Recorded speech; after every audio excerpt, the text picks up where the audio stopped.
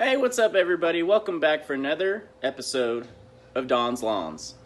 Today's video is going to be a 2-week follow-up to the liquid seaweed application from Medina Ag products. And I'm going to reapply the said liquid seaweed on my front lawn. Like I said, it's been 2 weeks since the initial treatment, and if you want to see that video, it'll be up in the ID card. Let's go take a look.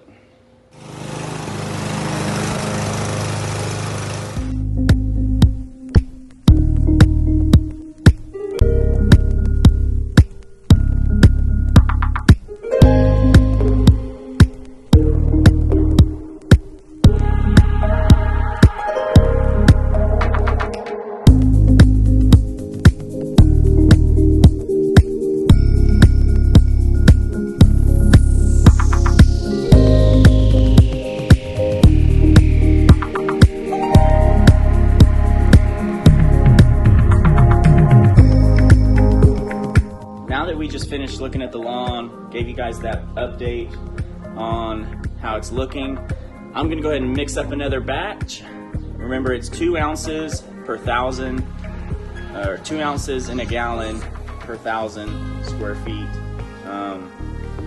And I'm gonna do that. I'm gonna use my Harbor Freight pump sprayer again.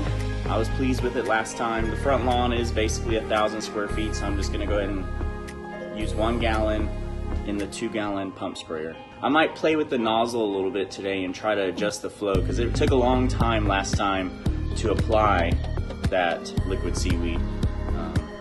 I guess just because maybe I had the mist too fine, so I'm gonna try to adjust that a little bit as well.